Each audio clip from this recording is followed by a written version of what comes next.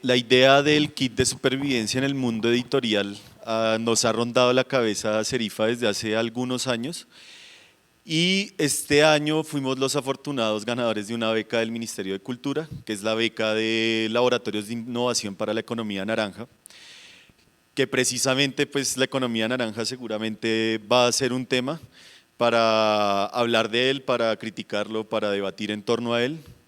Que eso va a ser muy chévere y la idea de este primer conversatorio, Traductores del Mundo, Unámonos, es hablar acerca del mundo de la traducción, perdón, hablar de tarifas, hablar de trabajo digno, sobre todo hablar de experiencias en torno al trabajo digno, que sirvan un poco como insumo para desarrollar una serie de productos que nos puedan ayudar al gremio de la traducción a fijar unas tarifas más justas, a hablar un poco con los clientes de manera más directa, a comunicarnos un poco más con el mundo exterior. Sin embargo, qué chévere que haya gente de otras disciplinas también acá y en internet, estamos transmitiendo por Facebook Live. ¿Por qué? Porque lo que nos hemos dado cuenta durante este recorrido es que estos temas hacen parte, digamos, de las problemáticas de todos los gremios. Ahorita estábamos hablando con un ingeniero y también nos decía un poco lo mismo, ¿no? Que cómo se cuadra un precio, cómo se fija una tarifa en ese mundo de la ingeniería y sobre todo alrededor de un tema que va a ser muy importante, que son los contratos de prestación de servicio, que como sabemos rondan y están a la vuelta de la esquina en toda clase de gremios. Entonces la idea es construir de manera democrática con todos ustedes una serie de conocimientos que ojalá en el futuro puedan ayudarnos a todos a tener una mejor relación con nuestro entorno económico y laboral. Entonces pues empecemos, digamos que queríamos empezar un poco presentando, pero más allá de eso que nuestros invitados se presenten, porque sería un poco abusivo hablar de ellos. Y queríamos iniciar con una pregunta que es, ¿ustedes cómo iniciaron en el gremio de la traducción? ¿Cómo empezaron a traducir? Porque un poco nuestra hipótesis es que se empieza en estos gremios de una forma un poco accidentada, ¿no? Como que hablábamos que nadie a los 5 años dice quiero ser traductor del inglés o quiero ser traductor del alemán. Entonces pues chévere escucharlos acerca de ese tema y que nos cuenten un poco su experiencia comenzando en este gremio. No sé por dónde empezar. Listo. Bueno, ok. Hola, muy buenas noches. Sí, listo. ¿Sí pueden escucharme? Perfecto. Mucho gusto. Mi nombre es Felipe Sarmiento, soy lingüista de la Universidad Nacional y soy traductor desde hace poco más de 10 años. Y pues bueno, después de que me enteré de que uno podía presentar el examen de traducción y todo esto, pues bueno, lo presenté, pasé. Y pues aquí tengo el placer de estar con mi maestra de alemán de la universidad y pues después de que me enteré de que pasé el examen y toda esta cuestión la llamé y le dije, oye, te invito, pues, no sé, que vayamos a comernos un postre o algo por el estilo. Quiero agradecerte, me fue en el examen, en fin. Entonces ese día Marta me dijo, oye, ¿te gustaría trabajar con una editorial? Pues me están mandando más trabajo del que puedo recibir en este momento. Me serviría que alguien me ayude. Y pues gracias a Marta fue que comencé en este negocio. Y bueno, desde entonces, eso fue como en 2007, ¿no? 2007, sí. Eso es. Mi nombre es Dina Rosas. Yo empecé mucho más reciente, de hecho en el 2017. También fue algo muy accidentado. Decidí no trabajar más para empresas. Trabajé en 2 editoriales digitales, hacía un poco de todo. Entre esas cosas traducía contenidos y también fue un poco como la iniciativa o la razón que me motivó a hacerlo fue en primer lugar el examen. Como que el examen de traducción oficial me lo puse como meta, lo hice en combinación español-inglés y desde ahí digamos que el examen también trajo algo y es que conocí a un intérprete que me ofreció digamos como una preparación para el examen porque no vi ninguna oferta de cursos preparatorios para el examen que realmente cubrieran la parte que me interesaba, que era interpretación. Entonces, por una colega intérprete, conocí a este otro intérprete, y por medio de él también empecé como con un mentor, digamos, a entrar en la industria y a conocer clientes y a trabajar en traducción escrita y a empezar a interpretar y bueno, sí, de acuerdo, fue como de una manera muy accidentada también. Bueno, mi historia es bastante, digamos, más anecdótica y va mucho más atrás en el tiempo, pues porque ya llevo más o menos 35 o 40 años traduciendo. Yo soy una suerte de Babel. En mi casa, mis papás eran húngaros, mi papá igual nos hablaba en francés, alemán se hablaba en Viena, pues en el colegio. Y lo único que le puedo, no lo único, me refiero a que lo único que era estricto mi padre era en que nosotros los niños chiquitos no podíamos confundir los idiomas. En eso era, yo llegaba seguramente a su estudio y hablaba una jeringonza espantosísima, entonces él me abrazaba, me daba un besito y me decía, sal al corredor y piensa en qué idioma me vas a hablar. Y yo con los puños cerrados ¿Y en qué te decía eso? ¿En qué idioma te decía eso? eso? Me lo decía en francés.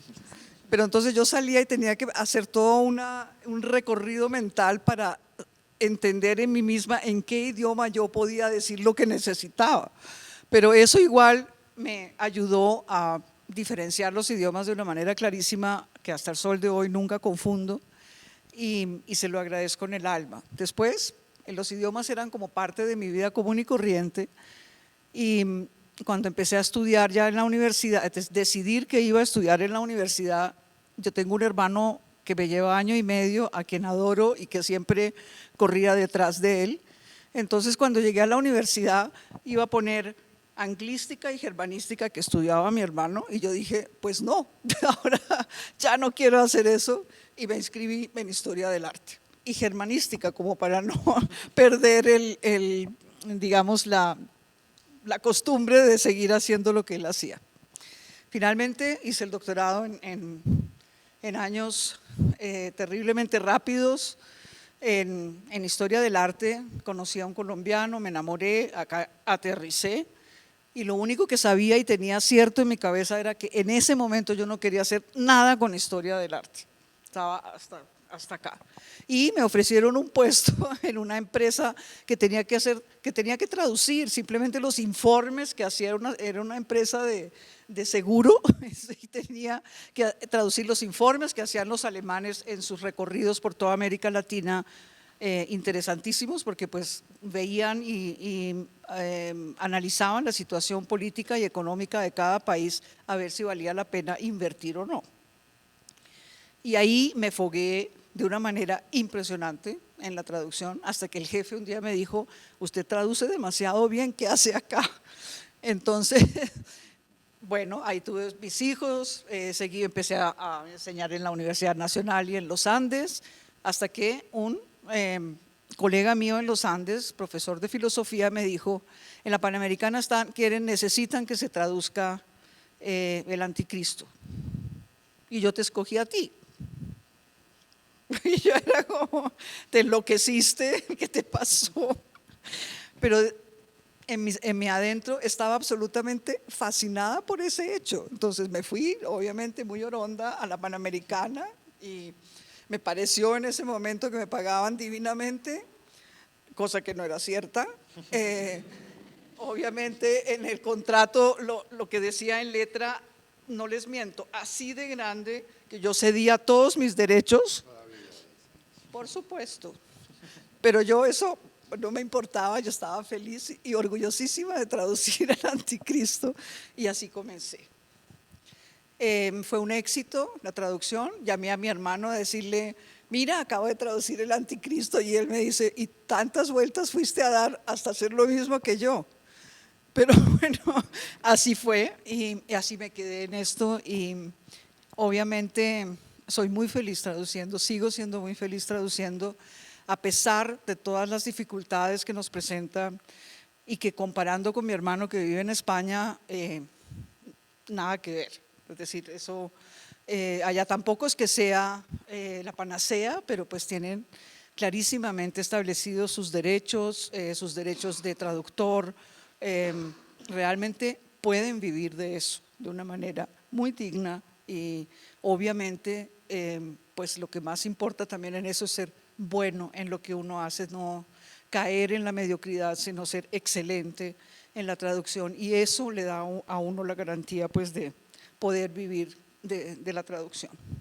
Yo acá en Colombia no pude dedicarme 100% a la traducción porque no me daba, es decir, no alcanzaba yo a educar a mis hijos con eso, y pues obviamente también pues siendo igual profesora en la universidad, pues también soy música, entonces pues trabajo todo en el sector musical, donde también hago traducciones en subtítulos en la ópera, por ejemplo, o cuando hay conciertos de música clásica con líder, pues que tienen texto, pues esos subtítulos por lo general pues vienen de por acá, pues los hago yo. Entonces ahí también hay una gran pregunta respecto a lo que puede significar los derechos de traductor, porque ¿qué pasa con eso que uno ya tradujo, montó y existe en un archivo de PowerPoint, la partitura está marcada, que se entrega al teatro o a la compañía? ¿Qué pasa con eso? Entonces ahí también dentro de ese, digamos, espacio cultural también 100%, pues está esa gran pregunta, y también qué tarifas hay al respecto, que las hay y pues están, esas sí que me parecen que están mucho mejor establecidas que cualquier otra traducción de texto. Entonces, bueno, eso es mi recorrido accidentado de la traducción, pero como digo, no me arrepiento para nada. Gracias, Marta. Bueno, primero fue el verbo, pero mucho después tenemos que regresar al verbo. En el caso mío, pues yo provengo de una familia de artistas, mamá pintora y grabadora, papá escultor, y en mi casa siempre hubo muchos libros y yo tenía poca disposición hacia los deportes, de modo que ya con los primeros empujones jugando fútbol o intentando jugar fútbol me di cuenta que eso no me agradaba en absoluto y me refugié en la biblioteca de mi casa. Luego, digamos que al llegar más o menos a la adolescencia, se me ocurrió la loca idea de que qué tal sería pasarse uno del lado del lector al lado del escritor, de producir libros. Y entonces me dio por dedicarme a la literatura, pero no existía, o yo no sabía que eso se pudiera estudiar. Además, ¿a quién le cabía en la cabeza que uno pudiera estudiar para escribir? De modo que al salir del bachillerato entré a estudiar filosofía a la Universidad Nacional, con tan mala suerte que al año de entrar vino el cierre de mayo del 83, que celebramos, cuyos muertos aún celebramos en mayo, ¿sí? 23 de mayo, si mal no estoy, o el 26 de mayo, y quedé ocioso como por año y medio, 2 años, dedicado a la lectura de literatura. Yo leía en francés, en inglés y en español, y no quería hacer más, pero mi papá estaba muy inquieto con mis horarios, eso de que durmiera toda la mañana, me levantara a mediodía, leyera hasta las 4 de la madrugada. Entonces me presionó y me obligó a estudiar. Terminé entrando a estudiar literatura en la Javeriana, que era el único lugar donde se podía estudiar literatura en Bogotá. No existía aún el programa de la Nacional. No, en los Andes había un programa, existía la carrera de Filosofía y Letras. La dirigía Chucho Arango en ese momento. Mi papá cuando yo le dije, yo lo que quiero es escribir, me dijo, vaya, hable con Chucho a ver si lo convence de que entre allá. Chucho hizo todo lo contrario, me dijo, estos son cursos de extensión para ingenieros, no se meta acá, esto no es para usted. ¿Sí? Entonces terminé estudiando literatura en la Javeriana, donde donde más o menos uno estudia solo, uno tiene que coger las bibliografías de las materias y leérselas, eso es importante, porque allá lo cierto es que la carrera más difícil de pasar sigue siendo la séptima, ¿no? Allá pasa todo el mundo, es muy poca la exigencia, ¿no? Entonces uno lee, uno tiene que leer, uno tiene que formarse y leer mucho. Y yo llegué a la traducción, digamos que porque pues yo empecé a escribir y publicar lo que yo escribía era poco menos que imposible, ¿no? Era impensable, ¿no? Estoy hablando de la Bogotá de los 80s. Entonces comencé a aprender los oficios técnicos que rodean a la literatura y al mundo del libro. Entonces me convertí en corrector, luego pasé a coordinador editorial, fui subdirector de revista Gaceta cuando la dirigió Rubén Sierra Mejía, del entonces Colcultura, luego años después, porque esto no es continuo, uno tiene que alternar con la docencia en la universidad, en los colegios, ¿sí? Y en los colegios, en bachillerato, en primaria, en kinder dicté cuentería, en kinder conté cuentos, ¿sí? He sido profesor con alumnos desde 3 años hasta nivel maestría, ¿sí? Pero siempre con la palabra. Y trabajando para el centro editorial de la Jorge Tadeo Lozano, me entregaron mis primeros chicharrones que consistían en remendar traducciones, en remendar libros mal traducidos o cuyos traductores no habían podido terminar la tarea, ¿no? Entonces, algo muy común porque las universidades a veces le confían la tarea de traducir libros a los profesores, a sus profesores, y pues hay profesores con muy buenas intenciones que se lanzan a traducir un libro que consideran importante y cuando se meten en ese berenjenal se dan cuenta de que no son traductores. Entonces así traduje el manual de semiótica general de Jean-Marie Klinkenberg, que creo que algunos de ustedes usan en los estudios de semiología.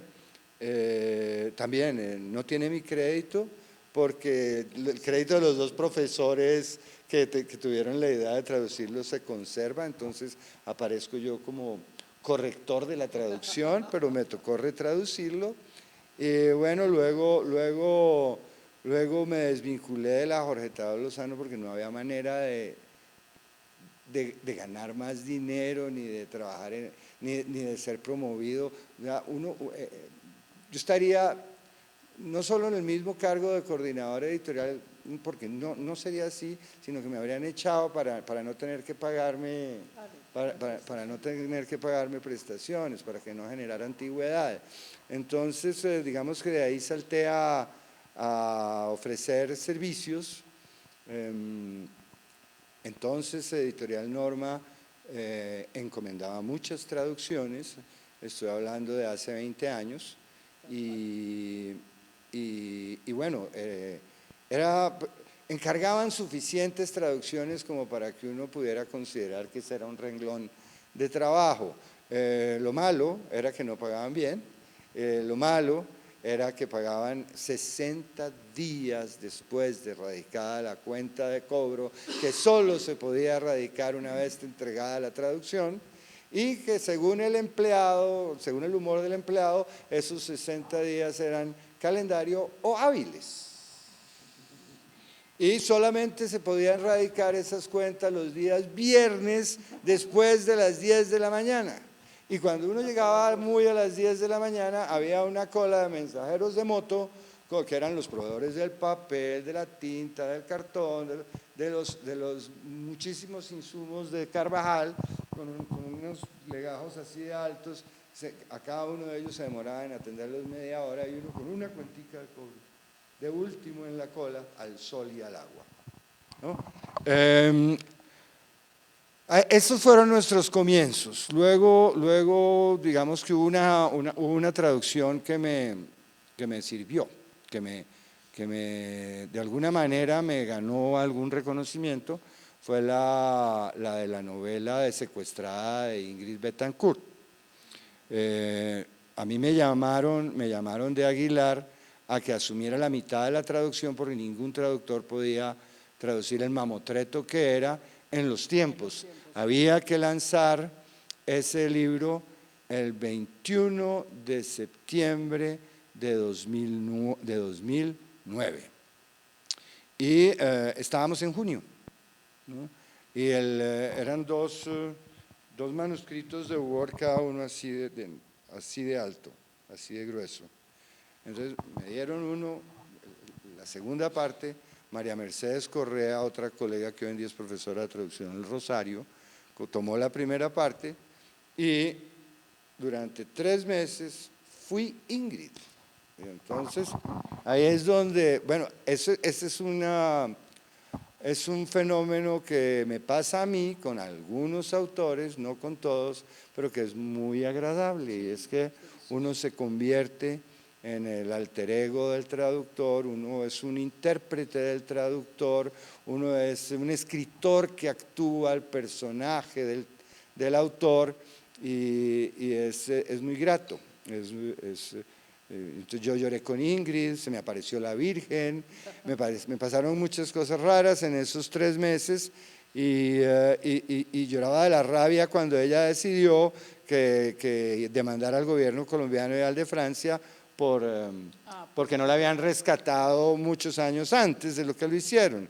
Los libreros inmediatamente ocurrió eso, le llamaron a Aguilar a decirle: los 100 libros que habíamos encargado, por favor, que sean 3. Y entonces la traducción que hicimos pues terminó, la vi 2 años más tarde en la FIL de Guadalajara, en saldos, vendida por un equivalente a $2-3. ¿Sí? Que se habló mucho de la millonada que ella se ha ganado por eso. Sin embargo, yo dije, desde el momento en que me cayó ese proyecto, dije, este libro se va a leer y me va a servir. Pues me sirvió porque me invitaron a raíz de haber traducido ese medio libro, el editor de Aguilar, Rodrigo de la Osa, o sea, hay que darles los créditos a los que nos han hecho los favores en la vida, me pasó el dato de un seminario de formación de traductores literarios que había en México. Y cuando me llegó el correo electrónico, era el último día, o sea, ese día se vencía la fecha para aspirar, para inscribirse, y yo ni corto ni perezoso, y bueno, ¿qué pierdo? Yo hice la carta de intención, mandé la hoja de vida, saqué los escáneres de los libros que tenía traducidos, los manuales de magia para domis, los libros de cocina para vegetarianos, sí, todas esas cosas que encargaba Norma, sí, sánese con cristales, sí, y yo mandé eso, y ese mismo año, en ese mismo momento también me respondí a la convocatoria de la beca que existía entonces, ya no existe, del Caro y Cuervo, de traducción de obras de teoría literaria y de lingüística. Ahí traduje, bueno, ahí hice la prueba de traducción del Bakhtin de Tzvetan Todorov, Mikhail Bakhtin, el principio dialógico, y me la gané. Entonces, ese año me cayeron esas 2 cosas. Desde entonces estoy de cabeza en esto, ¿sí? En México me lavaron el cerebro, me enseñaron que uno no era un proveedor de contenidos, que uno no era un contratista, ¿sí? Que uno tenía que hacerse respetar, que uno tenía que agremiarse con sus pares, ¿sí? Que lo que hacemos es una forma de literatura, bueno, cuando los libros son de literatura, ¿sí? Y me quedé en este mundo y decidí que de este nicho no me quiero salir, ¿no? Ya, yo no pues hay hojas de vida apasionantes, hojas, historias clínicas que no me cabe duda, no tienen nada que envidiarle a novelas negras sí, a novelas de Agatha Christie, pero yo prefiero traducir libros y no documentos, ¿no? Entonces, a mí me buscan para ese tipo de trabajos, yo no lo hago, yo no los hago. Yo me dediqué exclusivamente a esto de los libros y aquí llevo ya 25 años. Excelente. Quería, digamos, hacer notar frente a algo y es que, digamos que esta mesa quedó dividida casualmente entre la vieja ola y la nueva ola. Y se nota mucho en cuanto a las narraciones de cómo comenzaron, ¿no? Digamos, ustedes pusieron un poco el acento digamos, en un fenómeno burocrático que es el examen de traducción. Y ustedes pues contaron la hoja de vida mágica precisamente, contaron un recorrido relacionado un poco más con las artes y con los trabajos que habían realizado. Quería preguntarles, digamos, temporalmente, ¿qué sienten que ha cambiado en todos estos años en cuanto a su aproximación al trabajo? Porque siento que de pronto ustedes cuentan un origen, digamos, un poco maravilloso, un poco realismo mágico ahí como de acercamiento a las artes, a la música, a la literatura, y ustedes cuentan otra cosa, ¿no? Digamos, pues en tu caso, Lina, también fue la cosa de comenzar, digamos, por casualidad y haciendo el examen de traducción y insertándote a un mundo, digamos, que era un poco más concreto, digamos, más empresarial. No sé cómo perciben ese cambio temporal entre generaciones en cuanto a la aproximación al trabajo.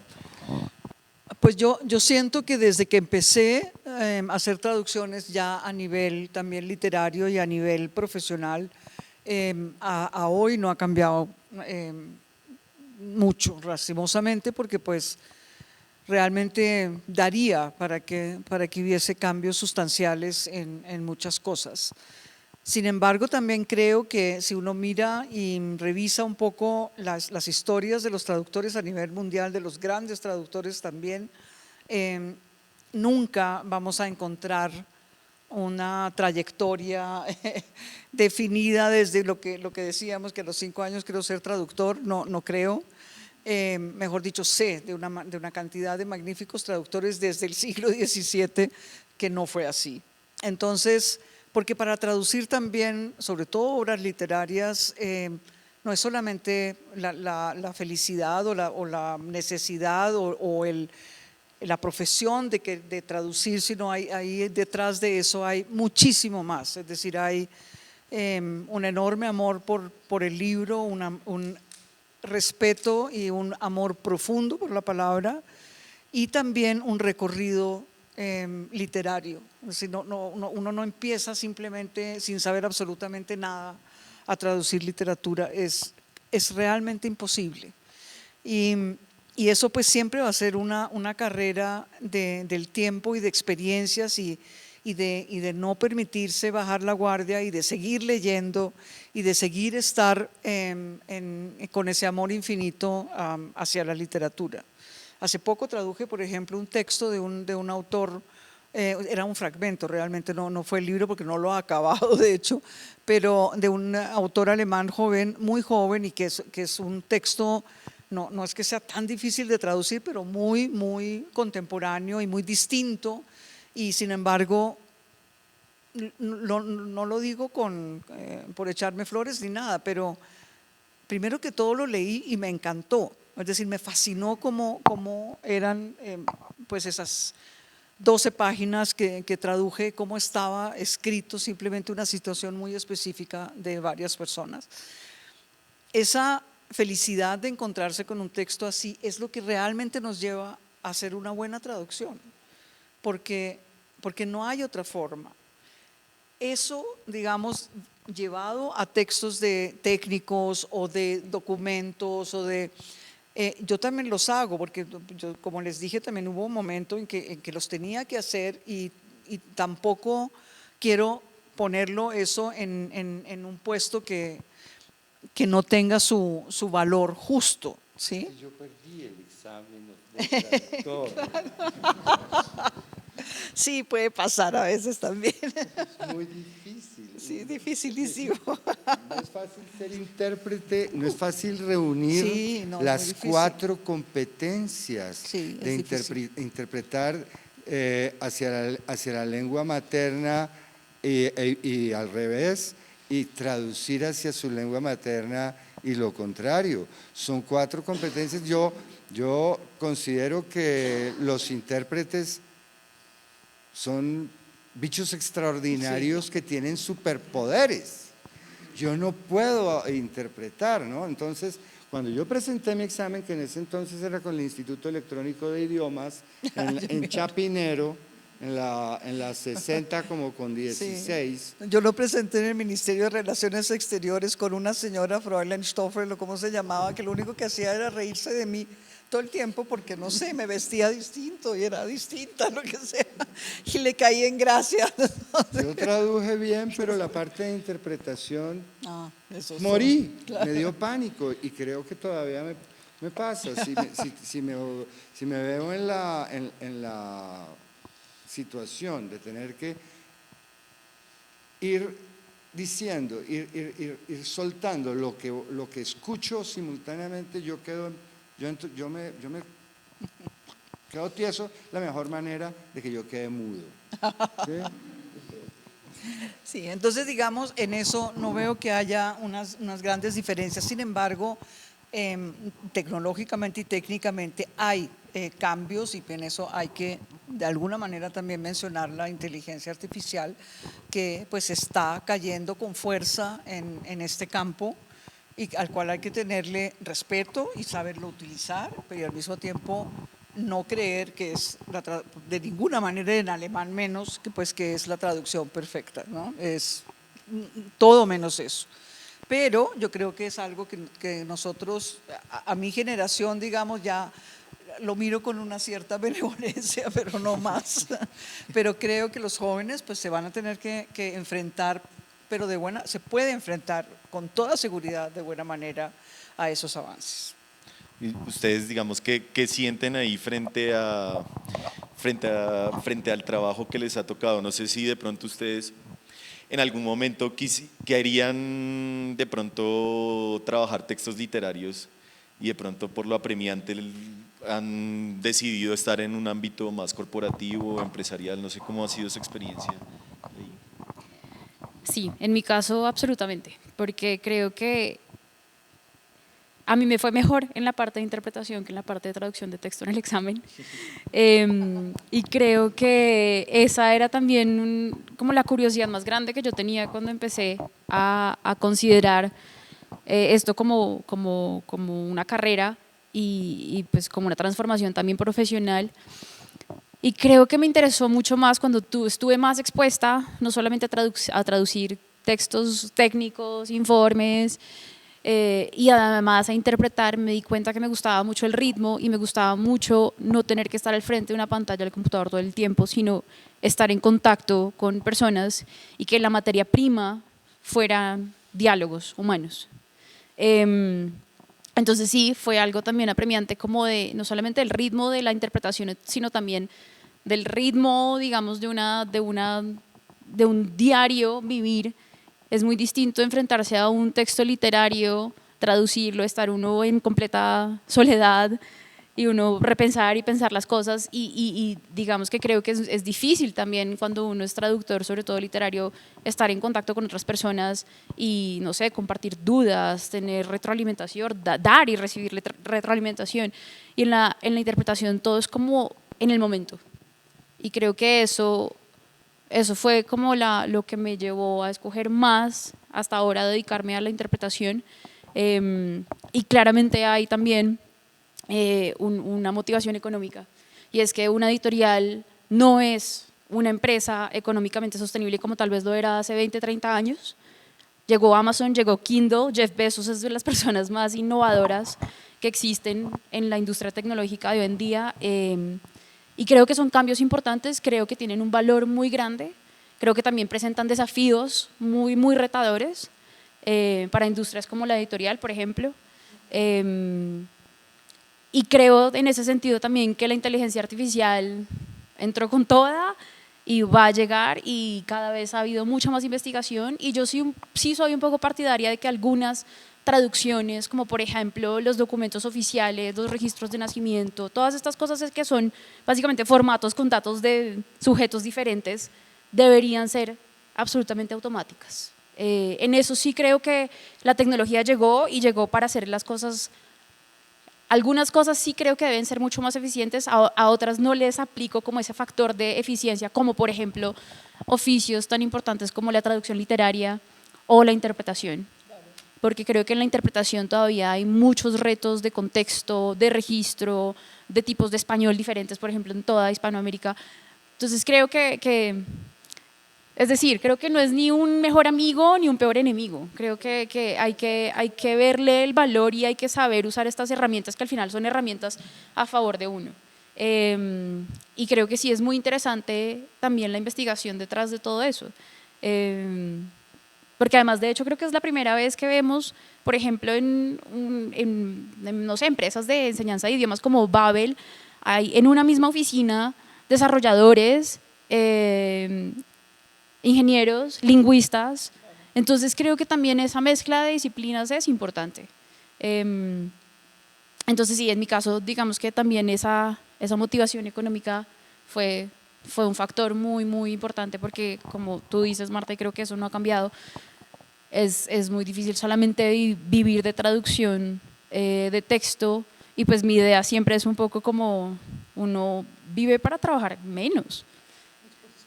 Eso es como el ideal, eso es como la utopía a la que por lo menos yo quiero llegar. Y si entonces me pagan menos haciendo esto y puedo hacer lo otro, pues ¿por qué no escoger hacer lo otro, que lo puedo hacer y me pagan más?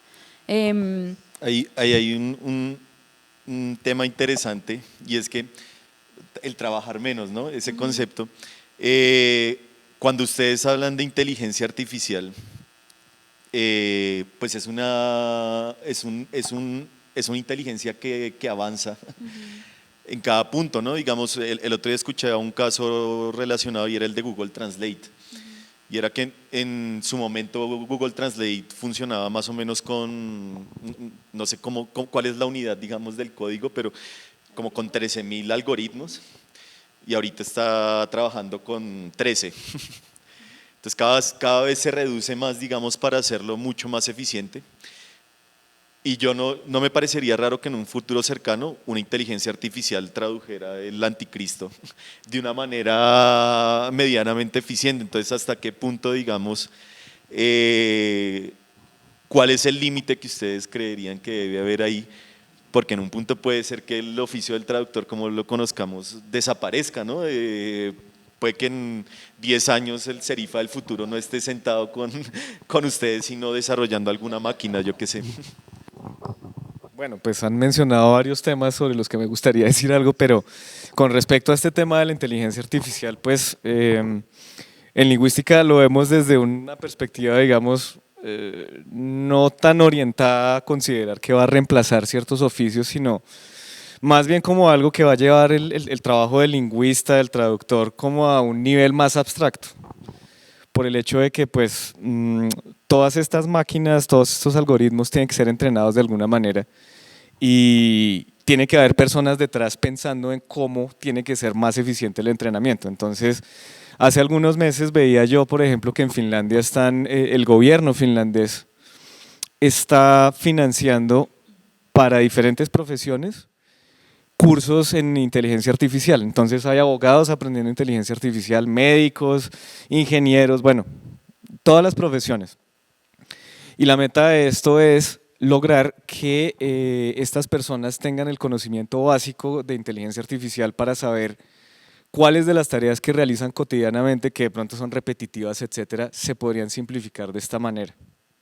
Entonces, en realidad, pues simplemente el traductor, al igual que el médico, que el ingeniero, que el abogado, tiene una experticia, y esa experticia sirve para alimentar estas máquinas.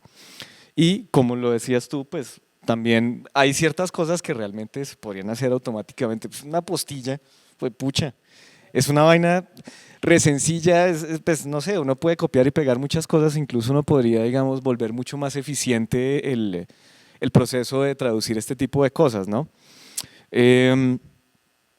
No sé si efectivamente dentro de poco pueda haber una traducción del Anticristo de Nietzsche o qué sé yo, pero sí es claro que en ciertos dominios, digamos, por ejemplo, que tengan un vocabulario muy técnico, digamos, en donde realmente sea muy difícil cometer equívocos con respecto a la traducción de una lengua a otra, seguramente va a ser mucho más fácil de automatizar. O sea, piensen, por ejemplo, no sé, en un manual de instrucciones de una nevera, ¿sí?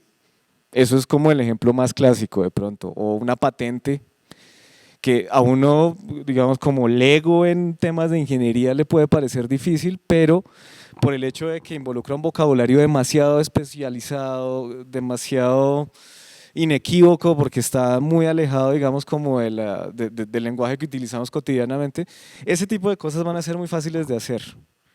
Lo otro no sé, pero incluso si llegáramos al punto de poder hacer la traducción del Anticristo automáticamente, va a tener que haber traductores y lingüistas y un montón de gente detrás, pues tratando de diseñar un algoritmo adecuado para lograr ese tipo de trabajo. Entonces, insisto, no se trata de que la inteligencia artificial nos vaya a reemplazar, sino simplemente va a transformar el tipo de tareas que tendremos que hacer más adelante.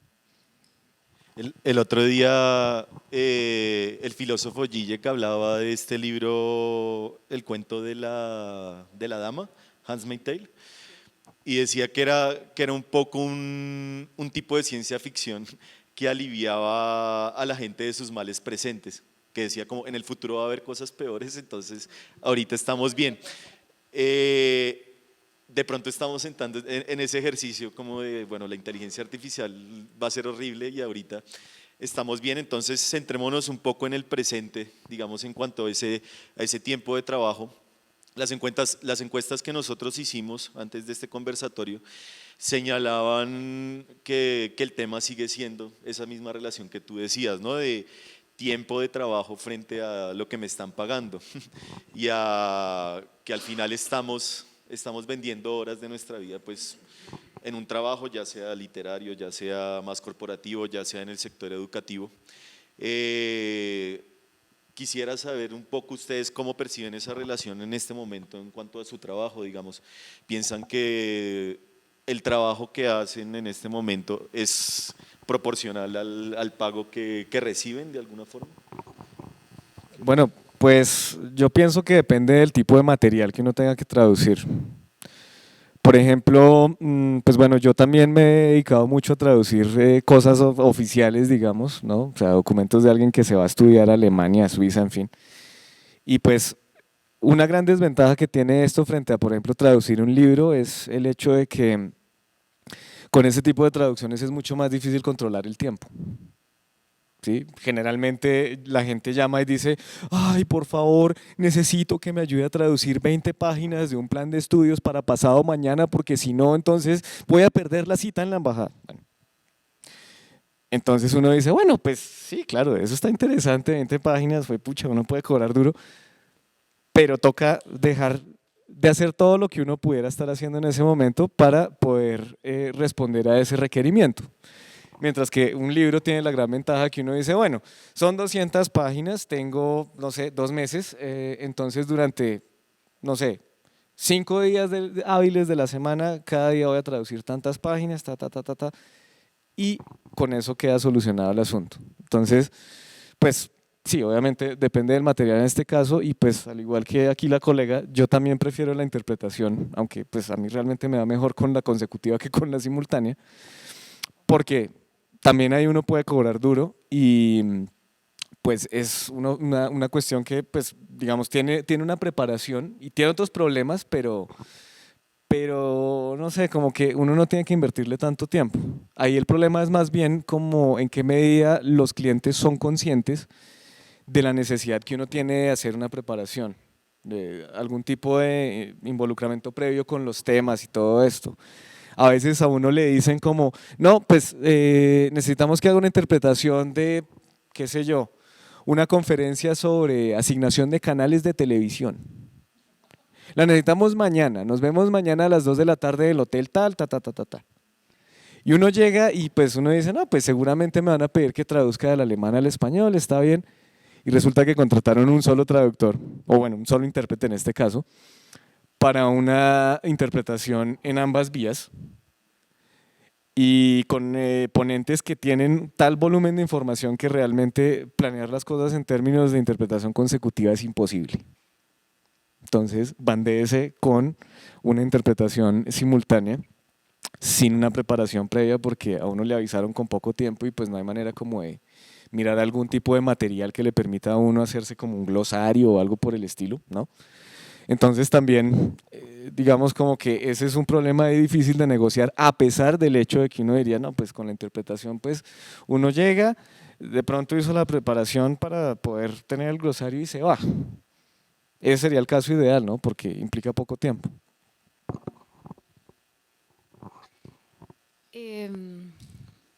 Pues creo que eso, justamente como sentir que, en mi caso sentir que llegué a tener un pago justo tomó tiempo. Fue una curva de aprendizaje, fue una curva de aprendizaje también entender que estuve muy mal paga mucho tiempo, pero también siempre tuve en cuenta como, bueno, yo digamos que decidí ser independiente, decidí también empezar a traducir e interpretar y soy muy nueva en la industria, entonces uno tampoco puede pretender de una cobrar lo que cobra gente con mucha más experiencia. Creo que eso simplemente es insensato. Entonces por un tiempo digamos que fui aprendiz y aprendí mucho, luego ya de un año con la empresa con la que estaba trabajando más frecuentemente pedí como, bueno, creo que ya llevo un año, creo que ya llevo como unas buenas horas de vuelo, quiero una tarifa más alta. Y obtuve un no rotundo. ¿Sentiste miedo antes de, Obvio, de hacerlo? obviamente. Sentí mucha inseguridad, sentí mucho miedo, pues porque simplemente es algo que uno tampoco, y creo que es algo que como independiente uno, eso está incluido en el paquete de ser independiente, ¿no? Como aprender a tener mucha más seguridad en el trabajo de uno y en lo que uno puede dar, pero entonces también en lo que uno puede, digamos, pedir a cambio. Y sí, sentí mucho miedo, pero también fue como yo digo que fue como un convencimiento también muy informado, o sea, le pregunté a colegas como, oye, mira, ¿cuál es la tarifa?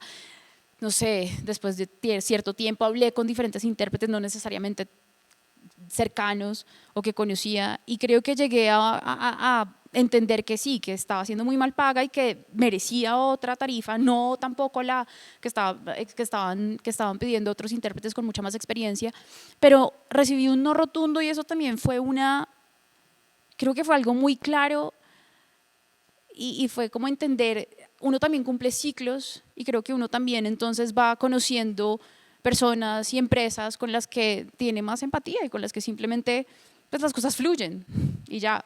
Y después de ese no rotundo, que lo agradezco mucho hoy en día, también empecé a ser mucho más proactiva, porque creo que uno de los problemas también en esto es como esta iniciativa de buscar clientes. A uno nadie le enseña cómo buscar clientes ni cómo, no sé, ser casi que relacionista público de su propio trabajo, o sea, eso no hay un manual, no hay nada.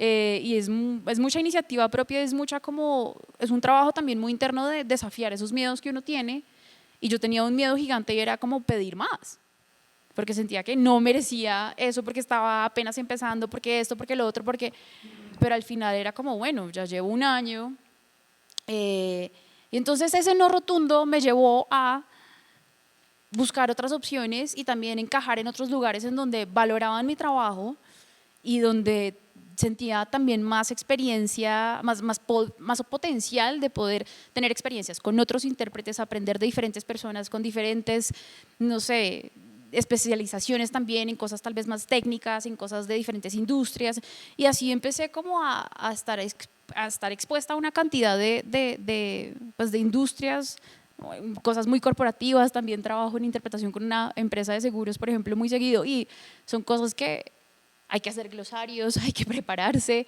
y creo que esa tarifa, digamos, que logré después de ese año de mucho aprendizaje, de trabajar muy duro, fue justamente eso, como que no solamente pedir una tarifa más justa, sino que toda la preparación y toda como la dedicación que uno le entrega a prepararse, a estar, ¿no? Como en el día de trabajo, no sé, hay factores muy importantes para la interpretación que es como hay que dormir bien, hay que comer bien, hay que tener muy claro, no sé, la dirección, la hora, especialmente en una ciudad como Bogotá. Son detalles que yo creo que hay que atender con mucho cuidado, y creo que todo eso es, digamos, lo que yo veo, digamos, incluido casi que en cada cotización que yo envío. Es como esa tarifa no es simplemente un número inventado o un número que alguien me dio y yo simplemente lo copio y lo pego. Es como un ejercicio muy consciente de, eso incluye todo este trabajo que tengo que hacer, y es un trabajo también muy previo al día. Y lo cual es también difícil en la medida, yo he pensado mucho en eso, en la medida en que estamos vendiendo algo que no es percibido como material muchas veces, ¿no? Digamos, vender una mesa, como que hay unos precios que se reciben de manera más orgánica, de alguna forma más natural. Ahorita estamos pues trabajando sí, con ideas supuestamente, pero también hay materia ahí. Sí, mira, yo quiero responder a eso porque las personas que vinieron a escucharnos, entiendo que también buscan luces y consejo. Entonces yo sí quiero decir algo al respecto, y es que si ustedes quieren competir contra McDonald's, se van a convertir, en el mejor de los casos, en McDonald's y van a dar eso, ¿no? El director de Abrates, que es la Asociación de Colegas del Brasil, me decía, desde su postura de traductor negociante, que un traductor que tradujera 3.000, 3.500 palabras al día en el mundo de hoy estaba jodido, que tenía que producir 30.000. Y para producir 30.000, pues no puede ser un traductor, tiene que ser una agencia de traducción con 10 esclavos, ¿sí? Y bajar el rasero ético y la calidad de lo que produce. Yo les digo, si su preocupación es hacer plata con esto, pueden hacerla de pronto convirtiéndose en algo parecido a McDonald's, en una agencia de traducción. Pero si lo que quieren es formarse como traductores, mi único consejo es aprendan a escribir bien en español. En español. Las lenguas extranjeras no se dejan de estudiar ni de aprender nunca, y siempre tenemos la posibilidad de estudiarlas más y mejor.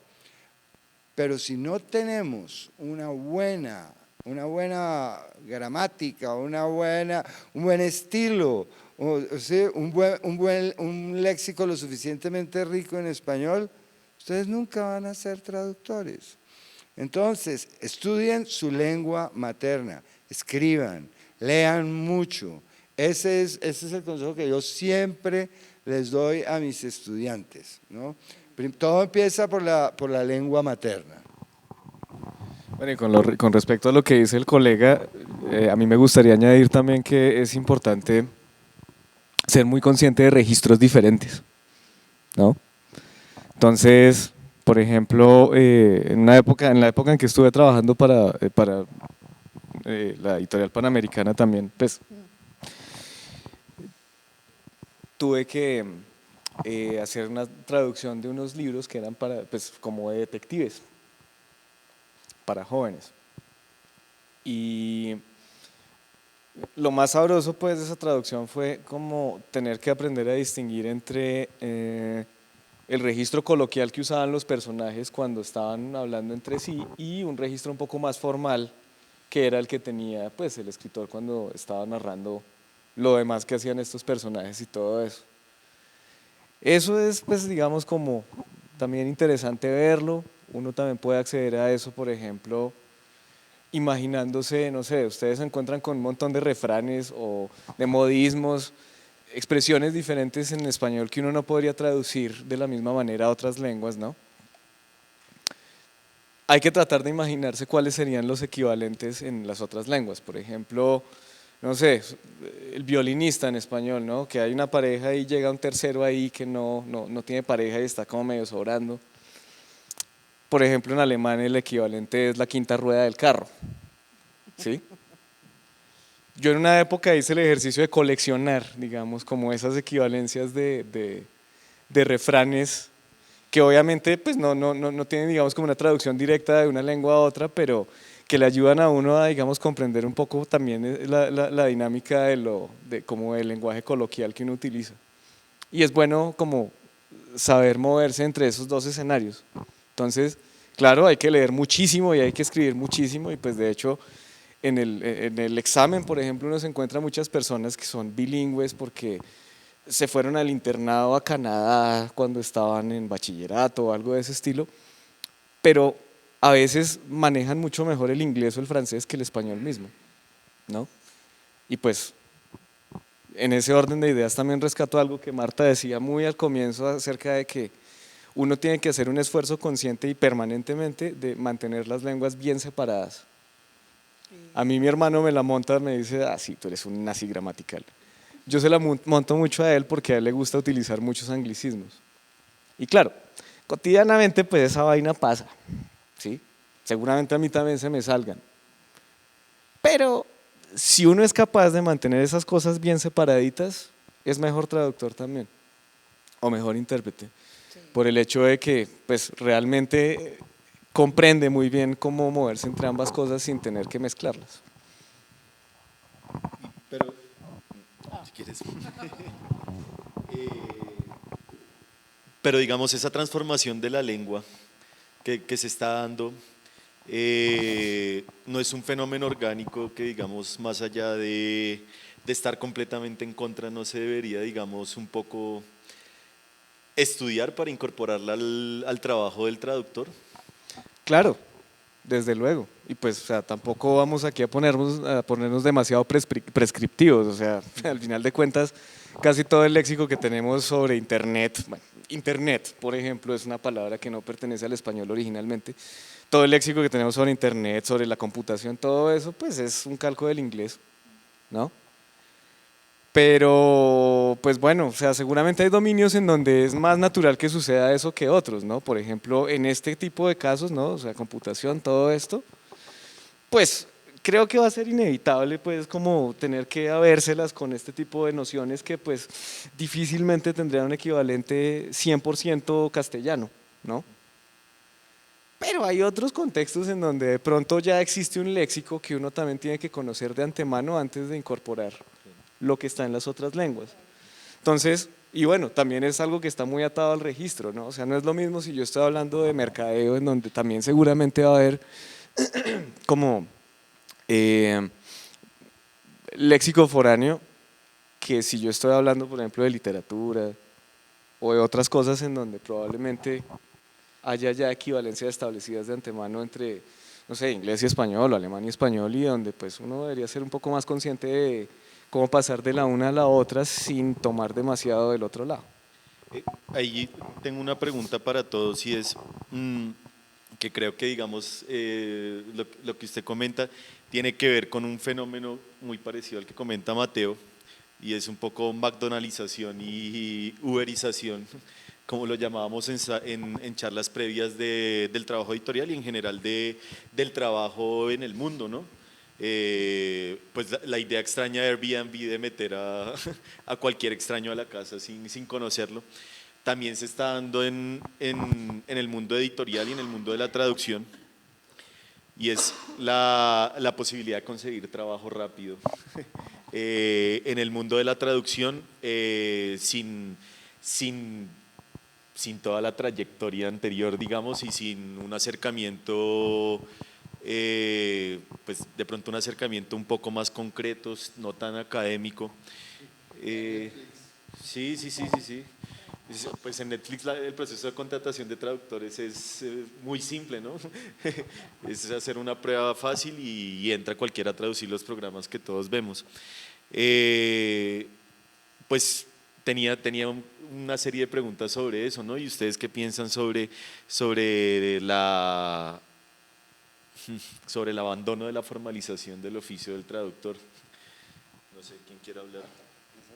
Es que no entiendes el abandono de qué. De la formalización. Digamos, el hecho de que tanta gente esté buscando en la traducción una salida económica Claro, fácil claro. sin haber estudiado antes. Pues yo creo que literatura. en eso, como en muchas otras profesiones, obviamente hay peligros, pero siempre creo que finalmente el que hace el trabajo con profundidad y bien hecho y se dedica es el que finalmente sale avante. Nosotros, yo he tenido muchísimos ejemplos de que, pues yo me llaman, doy mi tarifa, tanto para la interpretación o como para la traducción escrita, y me dicen, no, de pronto eso es muy caro o algo así. Yo digo, tranquilo, bueno, no hay problema. A las 2 semanas me vuelven a llamar, me dicen, no, es que nosotros finalmente contratamos a fulanita, o usted no dicen el nombre a alguien, y pues resulta que la traducción quedó muy mal hecha y necesitamos que usted la revise. No, exactamente, yo digo, lo siento en el alma, no lo voy a revisar. Primero que todo, ese no es mi oficio. Segundo, es un trabajo que usted no es pagable, no hay forma de pagar eso porque es un trabajo absolutamente imposible en el tiempo, sobre todo. Primero porque hay que leerse el original, después leer el horror de la traducción, y ¿qué hace uno ahí? Pues le toca volver a traducir, y eso se lo van a pagar como una traducción, pues no. Entonces, pues no. ¿Y qué pasa con eso? Que luego obviamente lo llaman a uno directamente ya y no ponen tanto problema con la tarifa que uno da. Entonces, en esa, digamos, trayectoria, yo no me siento como en peligro porque sé que de alguna u otra manera sí, o que por lo menos van a llegar a otros colegas que también son buenos, y que finalmente eso es lo que va a triunfar, digamos, de una manera bonita, pues, de nuestro oficio. Y lo he visto en muchas otras situaciones. Me ha pasado con interpretación, que me llaman de afán porque pues el que tienen o la que tienen pues no funciona, entonces le toca a uno salir corriendo. Todo eso me ha pasado, y no una vez, sino muchas veces repetidas. Entonces ahí creo que nuestro oficio bien hecho no peligra como tal, ¿no? Y en eso tenemos que ser también, de eso tenemos que ser conscientes, y por eso mismo tenemos que ser muy buenos en nuestro trabajo, como en cualquier otro trabajo, por supuesto. Y eso nos da una cierta seguridad. Pero yo quisiera aprovechar y volver un poco a lo que habías mencionado antes de que si el trabajo está bien pagado en el tiempo o no. No es tan sencillo, porque yo estoy de acuerdo con Felipe. Para mí también la interpretación muchas veces es una forma de completar, digamos, mis necesidades económicas, porque pues sobre todo en alemán está muy bien pagada la traducción simultánea. Y la preparación, claro, yo también tengo temas en que digo, esto no lo hago. Medicina, por ejemplo, no me meto en la vida a traducir algo de medicina porque soy totalmente negada, además de eso. Soy de las que dibuja gallinas con 4 patas, pero entonces ya con eso sabemos que por ahí no es. Pero es obvio que eso es un muy buen equilibrio. A mí lo que me parece personalmente, y no sé si tú estés de acuerdo conmigo, es la traducción literaria, donde lo que pagan en sí por página o por palabra no está mal pagado, pero con el tiempo no tiene relación. ¿Sí? Sí, bueno, yo creo que en eso, bueno, primero estoy de acuerdo con tu forma de plantearlo en general. Ahora bien, el problema es que los que están haciendo traducciones de libros, sean literatura o no, para editoriales como Panamericana, estén conformes con eso. Es decir, hay gente que lamentablemente se deja manosear y maltratar.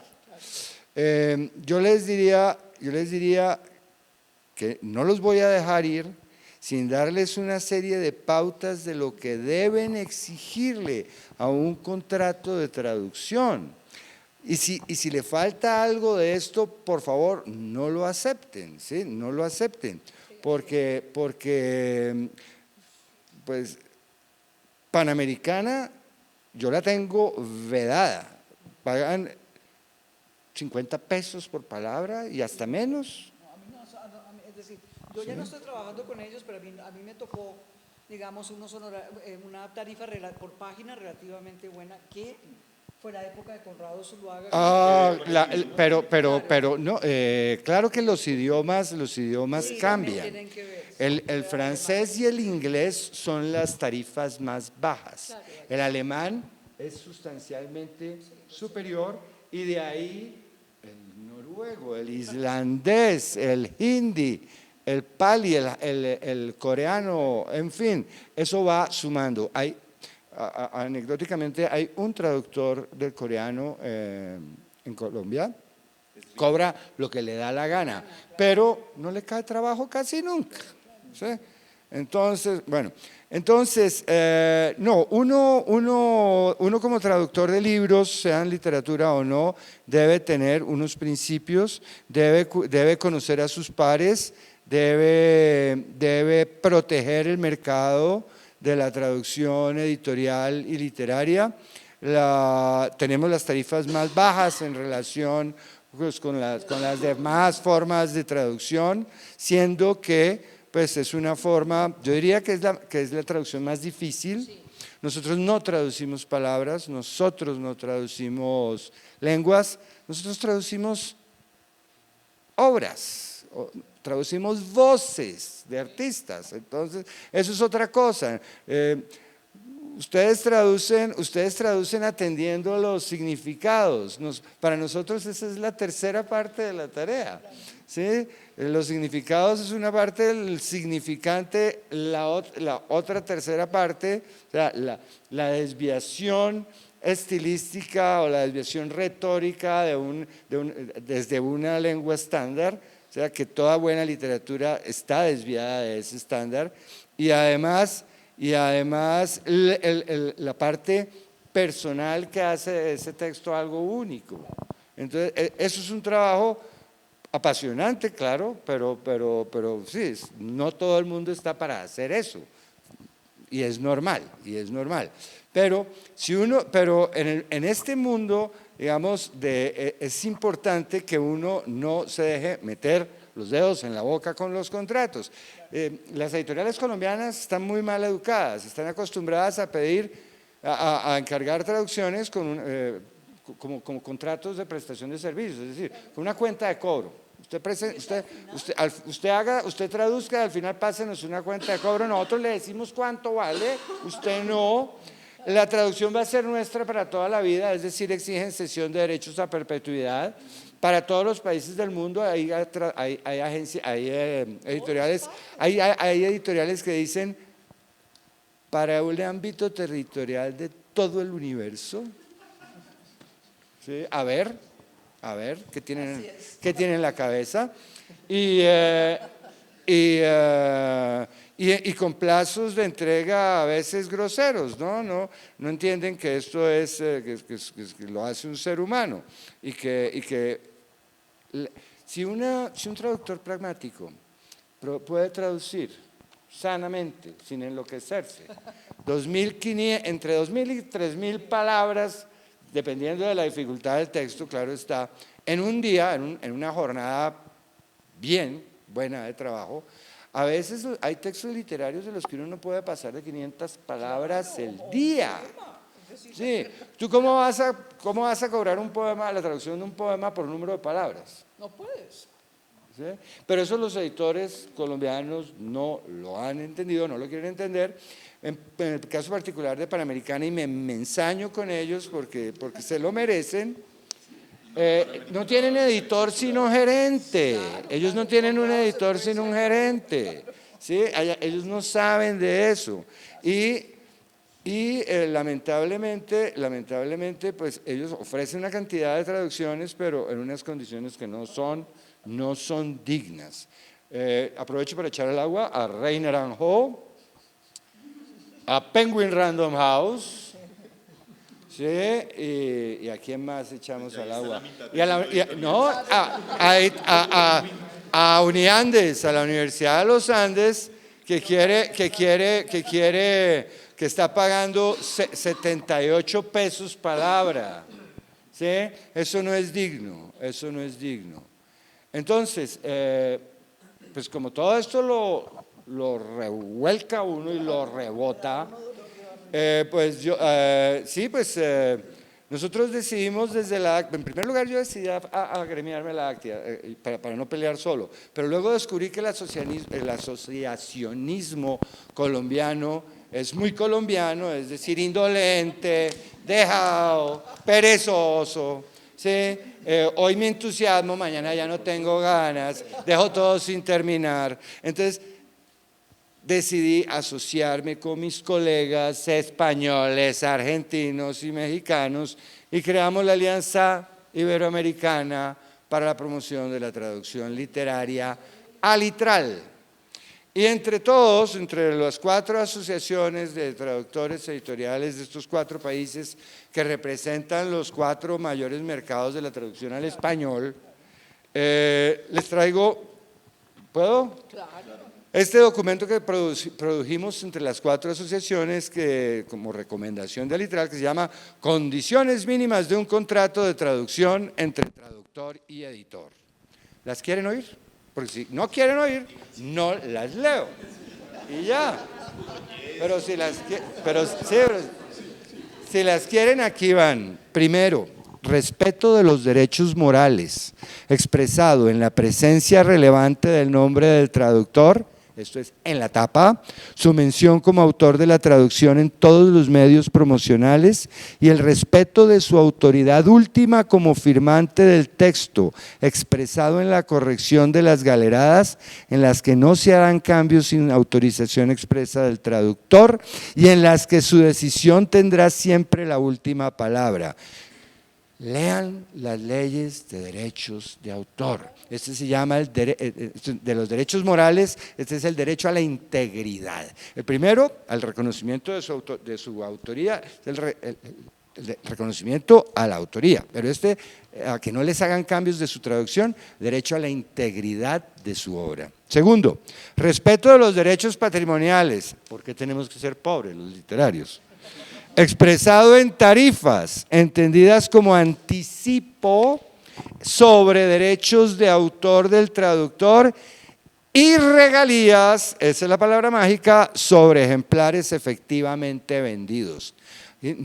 No es que te pago la traducción que es mía como editor y me quedo con ella para toda la vida, no, tú alquilas, tú prestas tu traducción por determinado número de ejemplares, que es lo que te pagan, además te pagan un anticipo de eso para que te sientes a traducir con tu nevera llena, ¿sí? Y con los servicios pagados, y después, cuando se hayan vendido esos 750 o 1000 ejemplares y se vendan más, comiencen a pagarte más. La metamorfosis de Kafka que yo traduje para la Panamericana está en la 36ª no sé qué edición y no, pues yo ni un peso y a Kafka obviamente tampoco porque pues, o sea, un poquito leve. Entonces, imagínense, todo es para ellos. Eso es Así inadmisible. Pero entonces, si ustedes no lo saben, van a seguir prestándose al macabro juego de Panamericana. Tercero, carácter inalienable e irrenunciable de los derechos anteriormente mencionados. Cuarto, carácter de autorización de uso, nunca de transmisión definitiva de los derechos de publicación de la obra que jamás dejan de ser propiedad del autor de la traducción. Quinto, carácter temporal limitado a un tiempo razonable, preferentemente de entre 5 y 7 años, no de 50 como te pide, o de 70 años como pide la Universidad de los Andes, y circunscrito a un espacio determinado, territorios de distribución, no para todo el universo, de la autorización de uso de estos derechos de publicación. Y sexto, consignación expresa en el contrato por escrito de las condiciones anteriormente mencionadas. Nada de que es un trato entre los dos, somos amigos, nos tenemos confianza. Venga, esos 5. ¿Les gustó? ¿Tú ibas a decir algo, Marta? No, ¿No? estoy totalmente de acuerdo. Es decir, esto Quería es agregar algo terrible. y celebro mucho como estas iniciativas de agremiarse, de asociarse, porque solamente cuando uno pone en la mesa estas cosas y que nos atañen a todos es cuando uno dice, ah, no soy el único. Y en ese sentido, en cuanto a la traducción oficial, hubo un decreto el año pasado, una resolución que básicamente, pues digamos que la Cancillería ya no es la entidad del gobierno que se encarga, digamos, de la base de datos de los traductores oficiales en Colombia. Y eso fue un gran problema para, pues para el gremio de traductores oficiales. A partir de eso, muchos mostraron pues su descontento, pero decidieron tener una iniciativa de crear una asociación. La asociación ya está conformada o formalmente hace algunas semanas. He estado dentro del grupo, no tan activa, pero digamos que sí sé que ya está conformada y busca justamente, un poco como Alitral, que atiende intereses específicos de traductores en el sector editorial, lo mismo defender esos derechos para un trabajo digno pues para todos los traductores e intérpretes oficiales en Colombia. Se llama Anatio, y la idea es, digamos, responder de una forma mucho más proactiva a esa decisión de Cancillería. Creo que es solamente estos ejercicios de uno reunirse y compartir experiencias son muy productivos y creo que si resultan en algo, como por ejemplo en 4 puntos esenciales de cómo poder, ¿no?, tener también una herramienta de defensa cuando uno, no sé, está sentado con un editor y entonces el editor le está diciendo a uno, no, pero pues es que usted no tiene la razón, ¿de dónde sale todo esto? Creo que exista algo como Alitral, que exista algo como Anatio y que exista algo como la ACTI, no sé, algunas otras que estarán tal vez en proceso de creación o ya están creadas. Creo que es muy importante porque también pues al final son herramientas de defensa para uno. Yo en la interpretación, por ejemplo, cuando a uno lo mandan a un evento y uno se da cuenta que uno es solamente un intérprete y el evento dura más de 2 horas, pues es como, esto no son condiciones dignas. Y existen asociaciones, la AIC en interpretación es bastante antigua y tiene un código, la ASIC, que es la Asociación de Intérpretes de Conferencia de Colombia, que fue también creada recientemente, hace como, creo que a inicios de este año, tiene un propio código deontológico de cómo debe ser prestado el servicio de interpretación, que tiene que ser en parejas, que tiene que ser en turnos de máximo 30, máximo 40 minutos, cómo debe ser la traducción consecutiva, cómo debe ser la simultánea. Yo creo que todos estos detalles importan mucho y creo que si uno también es riguroso y respeta esos códigos, esas guías, uno también no solamente respeta mucho más su trabajo, sino que también defiende pues un colectivo, ¿no? Y entonces pues si tú no estás defendiendo eso y estás cobrando 1/3 de lo que es la tarifa promedio, pues claramente estás afectando porque de alguna manera estás educando a ese cliente de que eso es aceptable y que es normal. Pero creo que cuando logramos tener este tipo de resultados y por ejemplo, no sé, si el kit de supervivencia que Serifa lanzará final, son ese tipo de herramientas que empiezan a normalizar lo que antes no era tan normal. Y creo que eso es importante porque a la hora de uno ofrecer un servicio, dar una cotización, pues son herramientas que uno puede poner condiciones. Si quiere ver más, refiérase a link. Y entonces creo que uno también tiene un gran soporte, especialmente como independiente. Yo también, digamos, veo este crecimiento, digamos, de este tipo de asociaciones que tienen puntos, digamos, específicos o que tienen, digamos, alguna fuerza, digamos, democrática, que hay un grupo de personas exigiendo ciertas cosas. La pregunta pues es para todos, digamos, ¿qué seguiría? ¿Qué hacer, como dijo Lenin? ¿Qué hacer a futuro en cuanto a estas agremiaciones? ¿Sigue de pronto más difusión? ¿Sigue de pronto más estar en contacto con sus miembros? ¿Sigue un trabajo de evangelización? No sé cómo. Bueno, pues de pronto digo una burrada, ya me dirán ustedes, pero A mí me parece que en este momento hay un segmento que no tiene doliente y es, bueno, algo que varios de los colegas han mencionado acá con respecto a la profesionalización del oficio, y es el hecho de que, creo que fuiste tú de hecho, Lina mencionaba muy al comienzo también que realmente no es posible conseguir como un curso o algún tipo de formación para ser intérprete.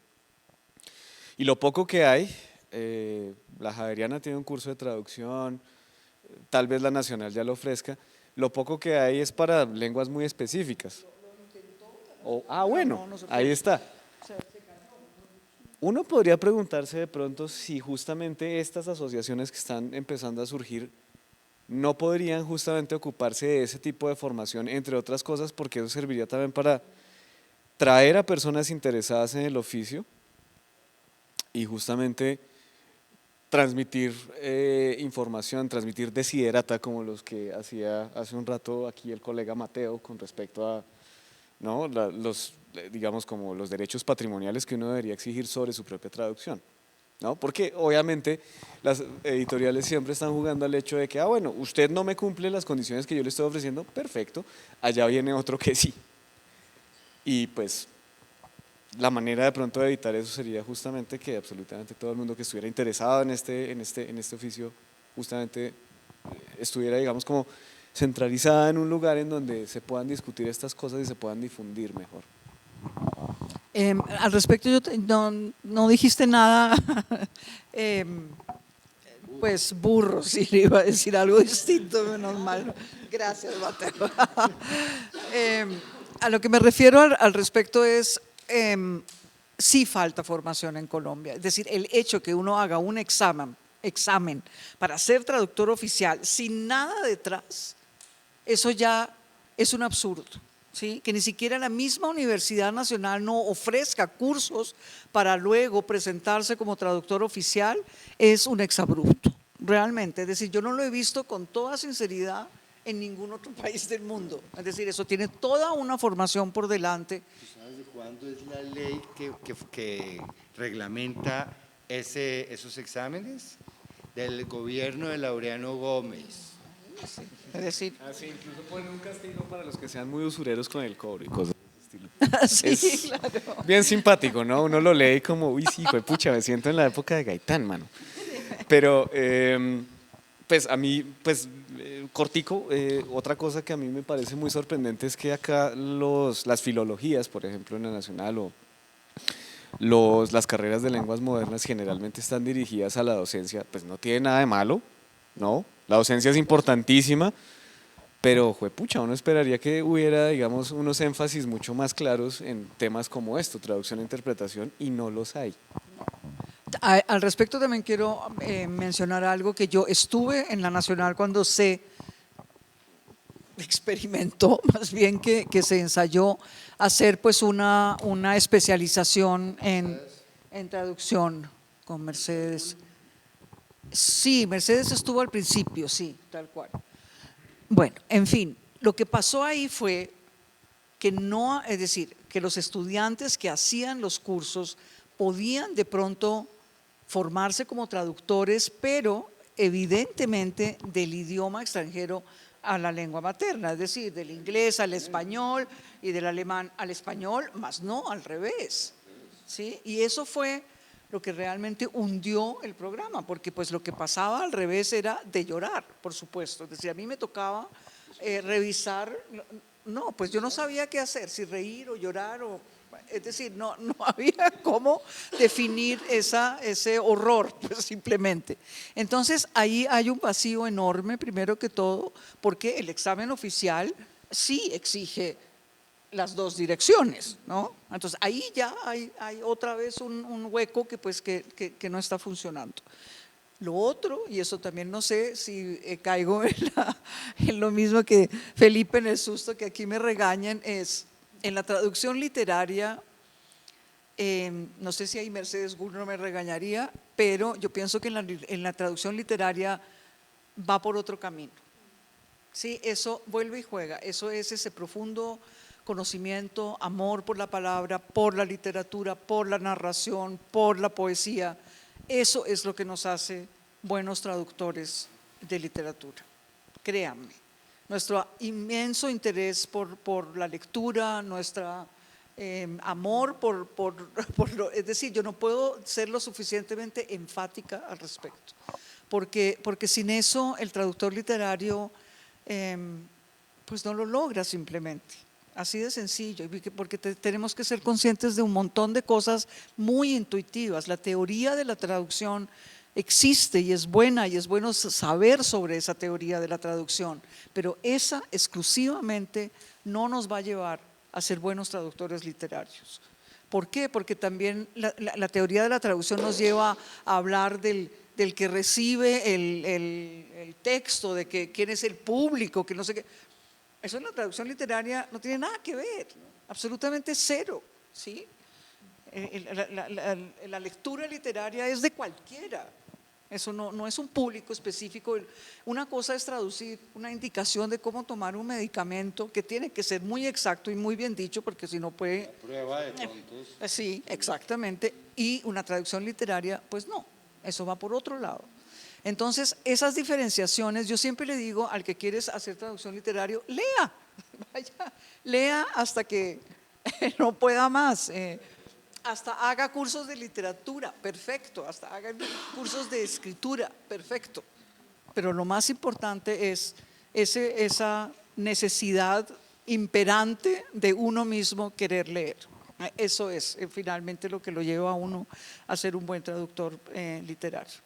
Entonces hay que diferenciar esas dos partes, pero insisto en que no hay formación para traductores en este país, en ninguna parte. En Medellín de pronto hay una cosa por ahí, pero bastante incipiente. Sí, pero caen en otro, caen en una polaridad. Bueno, ya iba a usar un verbo de ellos. No, caen en otro extremo, y es el siguiente. La carrera de lenguas modernas de la Universidad de Antioquia creó un énfasis en traducción, y ahora quieren que solamente sus egresados tengan una tarjeta profesional que los acredite como traductores e intérpretes, y todos nosotros venimos a sobrar para el río. Claro. ¿Sí? Entonces tampoco, no podemos caer en eso. ¿No?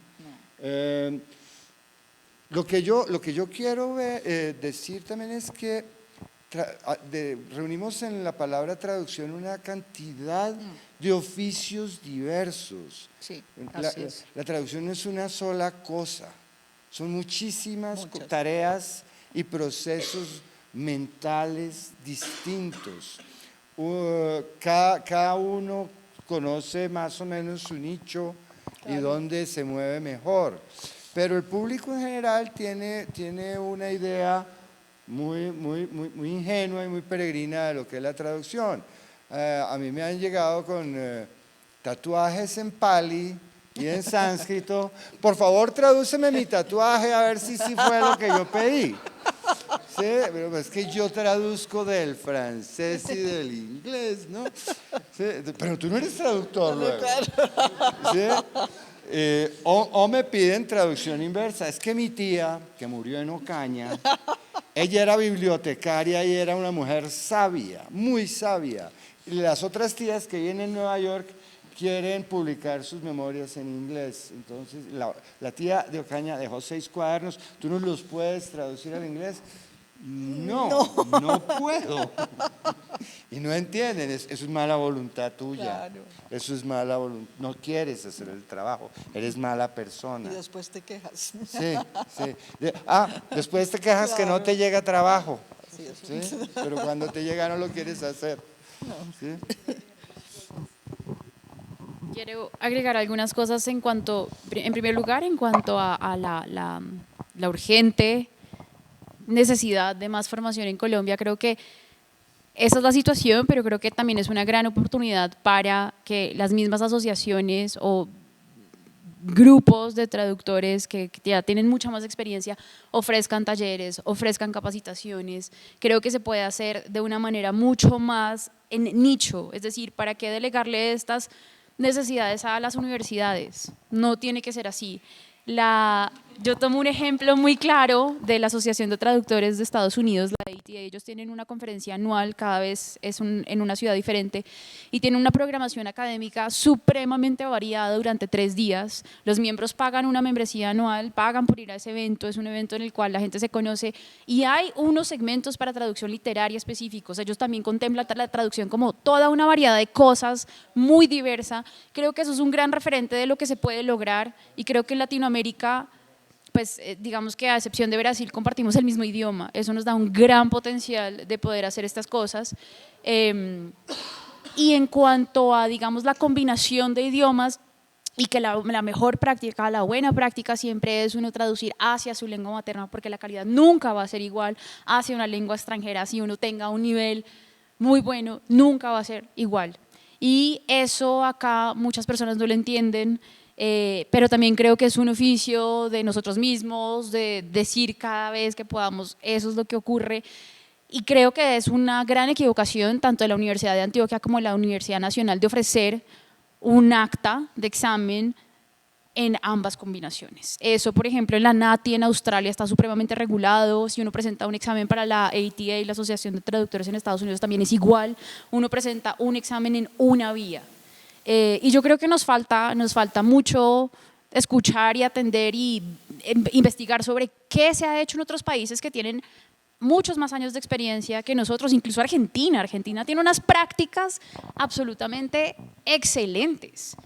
Y creo que eso también es un resultado de un activismo y un ejercicio de agremiación de hace muchos años, y sobre todo de un ejercicio también de capacitar a generaciones nuevas. Y creo que eso es vital para darle continuidad a todo esto. Entonces sí veo una gran carencia, pero creo que es una gran oportunidad también para abrir más espacios como estos y de otro tipo de formación también. Bueno, sí, bueno, no, pues 2 cosas. Lo primero, no sé, supongo que entre el público hay varias personas que de pronto ya son traductores oficiales también. Bueno, los que no lo hayan hecho, vayan a las embajadas respectivas de los idiomas en los que traduzcan y háganse incluir en la lista de traductores.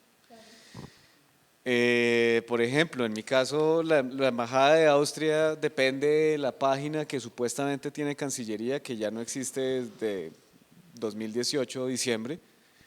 Y es chistoso que, pues bueno, la última vez que revisé, uno le daba clic al enlace que ellos ponían y es un enlace que está muerto, porque ya la página no existe. Pero la embajada de Alemania sí tiene un listado. Y eso se ha convertido, digamos, como en la certificación de facto de que uno está Y eso autorizado. también es muy importante porque eso exonera o no hace necesaria la autenticación de la traducción y su respectiva apostilla, que ya no es la de la firma del traductor, sino del notario, que obviamente no tiene la menor idea. El hecho de estar en los listados de las embajadas hace que no sea necesaria esa vuelta. Bueno, a mí me han llegado clientes que sí necesitaban eso de todas Pero formas. porque ellos lo exigen, pero porque no saben Ok. qué es lo que está pasando de verdad. Es Bueno. decir, yo en la Embajada de Austria estoy inscrita y pues ya con solo mi firma chao, ya es suficiente. Ah, bueno. En la Embajada de Alemania también. Yo lo que pasa es que me quité de la lista de la Embajada de Alemania porque si no era todo el tiempo traduciendo documentos, pues sí, estaba ya enloqueciendo un poco. Entonces me quedé con la de Austria y con eso tengo suficiente. Pero eso también ayuda a que la gente, porque también eso es es decir, es platal. Entonces, entre ir a la notaría, bueno, la notaría no es que sea nada caro, pero igual, es tiempo, tener que pagar, después la otra apostilla que tienen que sacar, entonces pues eso sí es muy importante. Pero al notario que ni siquiera lee eso. No, ¿qué vas a...? Que Es un platal porque cada boleta claro, suma. claro. Bueno, claro que ¿Por qué van a enriquecer a los notarios con las traducciones de ustedes? Bueno, claro que Los en ese caso oficiales. también hay una cosa muy curiosa y es que como que la interpretación de la norma también, no sé si ustedes han tenido la misma impresión en otras notarías, pero la notaría donde yo inscribí mi firma está dirigida por una notaria que introdujo una interpretación muy particular de la norma que lanzó Cancillería hace un año, y es que Eso puede pasar. cuando yo llegué allá con mi diploma, bueno, con mi certificado de idoneidad y todo eso, le pregunté, oiga, pues, ¿en serio me va a tocar venir acá cada vez que un cliente me pida pues que le dé la autenticación de mi firma? Sí. Y me dijo, no, mire, cuando nos mandaron esta vaina de Cancillería, usted no es el primero que, bueno, creo que ni siquiera Cancillería les mandó eso. No. Lo peor es que fue No, alguien no, a más, fue nosotros un tampoco. traductor o una traductora que llegó allá y dijo, mire, esta es la... Exacto, no hubo ninguna notificación. No, diciembre Entonces- 22 salió el decreto. Exactamente. Nunca, pues, o sea, de hecho, antes de que pasara eso, tampoco era muy claro cuál era el procedimiento si uno, por ejemplo, iba a hacer la interpretación del matrimonio, por decir algo. Bueno, el hecho es que yo llegué y me dijo la notaria, no, pues mire, una traductora ya vino hace una semana con el mismo problema que usted. Lo que yo hice fue decirle, bueno, y esta traductora me mostró la resolución de Cancillería, bla, bla, bla. Mire, lo que yo hice fue decirle, vea, registre su firma una vez y de ahí en adelante cuando llegue el cliente, pues nosotros simplemente cotejamos con la firma que ya tenemos metida aquí. Usted no tiene que venir sino hoy, ¿sí? Claro. Ahora, desconozco si eso sea el mismo caso en todas las notarías de Bogotá. Y pues también como que, sí, yo quedé con la sensación de que eso era una interpretación muy particular de la notaria. Claro, es que Conveniente, claro. pero muy particular. Sí, bueno, Es decir, lo que pasa es que uno a veces, una entidad extranjera necesita que la traducción sea apostillada. Eso antes era fácil porque uno estaba en el listado de los traductores oficiales de la Cancillería y uno mandaba la traducción online, obviamente, que eso funciona muy bien, y pues llegaba a la vuelta del día pues la apostilla registrando el nombre de uno pues como traductor. Hoy en día eso ya no existe, sino uno tiene que ir a la notaría, como si el notario supiera 52 idiomas o yo no sé cuántos, que autentica en realidad la traducción. Eso es lo que quiere la Cancillería, que se autentique la traducción, pero obviamente el notario no autentica la traducción, sino autentican la firma. firmas. Como absurdo. Y después con esa autenticación del notario es que uno puede mandarla a apostillar. Obviamente ya no sale el nombre de traductor, sino del notario en la apostilla. Es decir, absurdo por donde uno lo vea. Claro que hay que mencionar una cosa y es, las apostillas se refieren a todos los empleados públicos del país. Entonces, ¿qué somos nosotros como traductores oficiales? ¿Somos empleados públicos? No, no lo somos. Nosotros no tenemos un contrato con el Estado.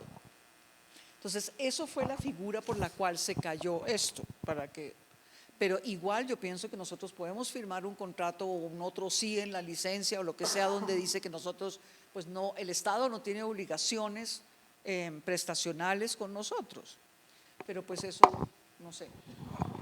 Los voy a tener que parar un momento porque ya queda muy poco tiempo. Quisiéramos si alguien tiene preguntas en el público o en Facebook Live, si puedes ver de pronto a alguien, ¿no? Imposible, listo. Pero si alguien acá dentro del público quiere hacer alguna pregunta. No, listo.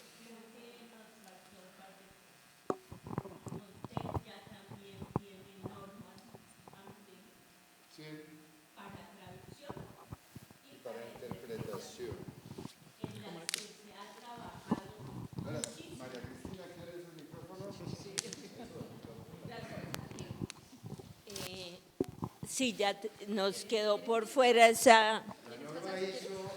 No, no, no. Está bien. ¿En dónde? ¿Allá? Gracias.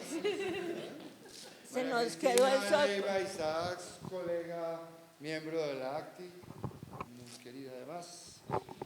Sí, tenemos otro tipo de herramientas ya muy bien implementadas que son las normas que ha sacado ICONTEC, que tiene un par de comités especializados tanto para la traducción como la interpretación, y esas normas tienen de base las ISO internacionales, 1, y 2, los códigos de ética de nuestras asociaciones, porque así yo pienso que como nosotros le pedimos a los clientes que yo quiero aquí, yo quiero allá y yo quiero así, pero nosotros también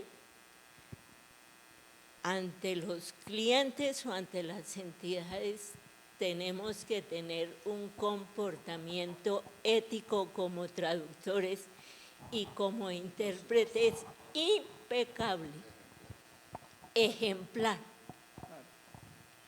O sea, el trabajo nuestro, lo que hablaban aquí, si no somos especializados en eso, ¿cómo nos vamos a atrever a traducir un contrato o una cosa médica o del área que sea si no sabemos? Eso hace parte de nuestra ética. Eso creo que se nos había quedado por fuera. Gracias, María Cristina. Ya existen las normas ICONTEC e ISO, están homologadas. Uno, si ustedes quieren, o sea, a veces los clientes que exigen calidad normalmente buscan un traductor oficial, porque ese es el criterio de calidad que reconocen. Hay que hacer pedagogía sobre que también existen traductores que se acogen a la norma de calidad, a las normas internacionales de calidad en traducción e interpretación. Claro. Y si ustedes quieren acogerse, conozcan la norma, cómprenla, léanla y practíquenla. Claro, porque también por el otro lado hay que decir que muchas personas le piden a uno una traducción oficial de un documento privado. No es nuestra tarea como traductores oficiales. Nosotros traducimos documentos públicos, ¿sí? Por eso es que somos oficiales. Entonces, una carta, no hay por qué, en realidad no deberíamos siquiera traducirlas como traductores oficiales, como persona pues normal, obviamente que sí, pero no tenemos por qué poner el sello y mandar a autenticar y cobrar más por ese sello y lo que sea, no. Entonces eso también es, como tú dices, hay que aclararle eso muy bien a la gente.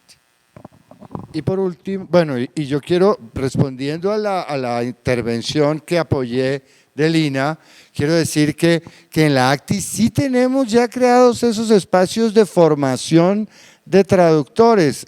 Cuando creamos la sección literaria, ACTI Literaria, y cuando nos acogimos, cuando decidimos reunirnos con los colegas de los otros 3 países a fundar a Litral, pues nosotros somos fundadores. Uno de nuestros 3 frentes de acción es precisamente la formación de traductores, quitarle, que seamos nosotros mismos los traductores formando a los traductores y quitarle esa carga a las universidades, no por suavizarles el trabajo, sino porque lo que hacen las universidades hoy en día es un vil negocio con la traducción. Yo conozco muchos egresados supuestamente de estudios de traducción o gente que se considera traductóloga, por ejemplo los de la Universidad de Antioquia, que se llaman traductólogos pero no han traducido un cuento en su vida, ¿no? Eso es trágico, ¿no? Entonces, acérquense a la ACTI, yo dicto talleres, por ejemplo, valga la publicidad. No damos notas porque el Ministerio de Educación no nos autoriza a calificar, pero por ejemplo, cuando yo dictaba en la Universidad Nacional, teníamos un horario establecido, lo mismo yo lo puedo tener, un aula idónea para hacer, tenemos aula nosotros. La única diferencia es que no damos nota, pero damos té, café y galletas. Me acabo de acordar de algo y tal vez pues puede ser interesante para las personas que estén un poco interesadas en la interpretación. Yo tomé un curso hace poco en la Universidad del Rosario.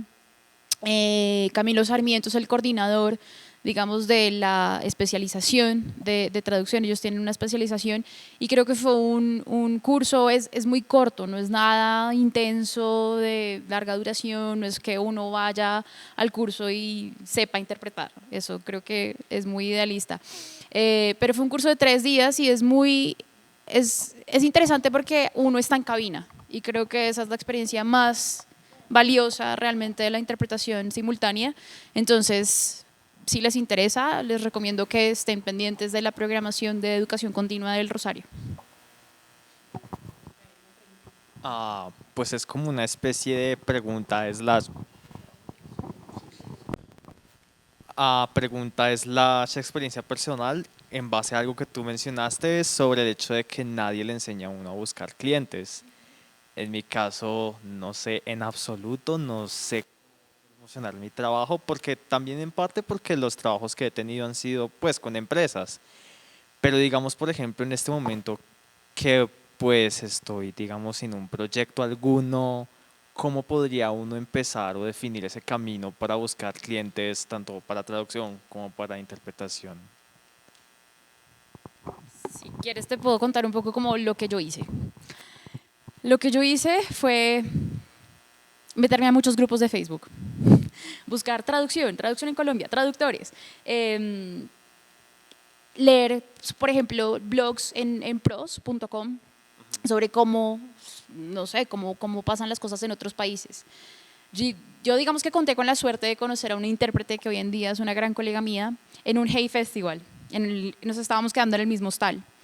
Y ella estudió traducción en Australia y digamos que ella fue mi primera entrada a todo esto. Entonces yo creo que mi teoría es como que conozcas a una persona te puede llevar a más personas. Al final todos son redes humanas. Esto mismo que está ocurriendo hoy ya es una red. Crear contacto acá ya es una red y no sé, entonces si a ti te interesa, yo qué sé, entrar en contacto con alguno de las personas de la audiencia o con nosotros con Serifa, ya estás conectado. Creo que es muy importante uno insistir y persistir. Y si no fue por esta puerta, será por otra, y si tampoco fue por esta, será por otra, pero es como una cosa de todos los días. Mira, yo creo que envié, no te estoy mintiendo, por ahí 80 hojas de vida cuando estaba empezando y porque no tenía ni idea por dónde empezar. Y busqué listas de agencias de traducción, entonces me puse a hacer un Excel de listas de agencias de traducción en Colombia. Y literalmente era enviaba correo, check, enviaba correo, check, enviaba correo, check. De todo eso, ¿qué pasó? Directamente nada. Pero luego indirectamente empezó a ocurrir, hubo mucha atracción. Y yo creo que, por ejemplo, conocí muchos otros traductores oficiales desde que fui a una primera reunión de ANATIO y me enteré de esta idea de crear esta asociación porque había conocido a una traductora que realmente ella estudió farmacología, después decidió hacer una maestría en traducción y ahora se dedica a eso y hace sobre todo traducciones para la industria farmacéutica. Y a través de ella me enteré de la resolución porque no tenía ni idea. Empezó a circular un correo y es así, yo creo que es así, es ir a estos eventos, es hablar con la gente, es perder un poco ese miedo y tal vez esa timidez de ay, ¿cómo abordo esto? ¿Cómo me presento? Yo creo que es muy de empezar a conocerse y de empezar a generar estas redes humanas y de empezar a, no sé, si por ejemplo la ACTI tiene un encuentro anual con potenciales traductores o con gente que esté interesada, o desde la ANATIO, que es esta asociación que se está creando, o incluso desde Serifa, si hacen, no sé, un día de conversación abierta sobre el kit de supervivencia. Yo creo que es estar muy pendiente y yo creo que en ese sentido, honestamente yo no genero contenido en redes, pero sí estoy muy pendiente de esos grupos y de esas pequeñas cosas que me interesan. Yo uso las redes más que todo, no las uso ni para, no sé, divulgar cuál es mi posición política ante muchas cosas, no, yo las uso para consumir cosas y para conectarme con cosas que me sirvan laboralmente. Estar pendiente, no sé, pues acá Pros es un muy buen ejemplo, pero creo que hay, por ejemplo, yo fui a un curso de traducción literaria en el Reino Unido, como que también creo que es importante actualizarse y ir a talleres, yo creo que esa es la mejor manera también de conocer personas. Creo que es eso y creo que simplemente yo creo que la clave es romper un poco esa barrera de hielo y atreverse a decir, hola, acá estoy, hago esto. Yo también como que complementaría lo de Felipe, de pronto perdiendo, o sea, también como haciendo énfasis en la importancia justamente de conocerse también para saber dónde no trabajar. porque yo creo que es un gremio muy pequeño y que uno siente que si le cayó mal a alguien, se le acabó la vida laboral y ya no hay nada que hacer. Entonces siento que también como que no hay que tener miedo en denunciar a estas personas que promueven las malas prácticas, porque digamos, no sé, por ejemplo, no sé cómo paguen en la Nacional, pero si la Nacional ofrece cursos de traducción y le pagan mal a los traductores que trabajan en la Nacional, entonces ¿a qué estamos jugando? Creo que también es muy importante justamente esta idea de red para saber dónde no está bien trabajar y dónde están sucediendo los casos de abuso laboral para que la gente empiece a irse de esos sitios y esas personas vuelvan a pensar como realmente qué condiciones laborales deberían ofrecer. No sé, había otra cosa que iba a decir, pero sí, sobre todo también de pronto, pues también lo que decía una de las compañeras de Mateo, que así como uno denuncia a la gente que trabaja mal, pues uno también tiene que ser muy crítico frente a todo lo que uno dejó pasar y lo mucho que se aguantó y las cosas que hizo pésimo, porque pues no hay que negar que uno muchas veces acepta trabajos es porque no tiene más. Entonces si a uno le llega a eso, pues hay que cogerlo, porque si no, entonces no va a haber nada más y entonces uno mismo también se encarga de aceptar trabajos que uno no es capaz de hacer, en tiempos que uno no es capaz de hacer. Entonces creo que eso también es justamente muy importante, como de estar en contacto. O sea, creo... Un último consejo que yo daría ahí es como que uno también se va especializando, uno no es bueno en todo, eso es imposible. Y creo que cada uno tiene algo para ofrecer, para contribuir, y entre todos entonces podemos ofrecer una serie de cosas muy diferentes. Y creo que eso es muy valioso. Yo, por ejemplo, a esta colega que se enfoca en traducción farmacéutica, yo siempre la recomiendo cada vez que me preguntan, oye, ¿puedes traducir esto literalmente el manual del medicamento? No sé qué, absolutamente no, pero te puedo recomendar a esta persona. Creo que eso también es una labor muy importante y es si te llega algo y sabes quién puede hacer ese trabajo mucho mejor que tú, es mucho más valioso decir, no soy la persona realmente apta para esto, hay una persona que lo puede hacer mejor y recomendar. Creo que eso también se va devolviendo, o sea, y nuevamente es una red. Y entre más nos conozcamos, y entonces, no sé, yo sé que tú eres buenísimo en cosas científicas, ¿sabes? Pero creo que tiene que iniciar por conocerse. Contar algo más o como un caso que tenga que de pronto como que nuestro panel de personas expertas nos van a ayudar a resolver, no sé, tengan alguna pregunta. No. ¿Listo? Bueno, Bueno, muchas gracias a todos los que están acá y en Facebook Live, muchas gracias a los panelistas. Estuvo muy interesante, los invitamos mañana a la segunda parte de estos conversatorios que va a estar enfocado en los editores. Es un conversatorio aquí mismo que se llama Editores del Mundo, unámonos. Y bueno, hay comida al final, no para los de Facebook Live, pero muchas gracias por venir.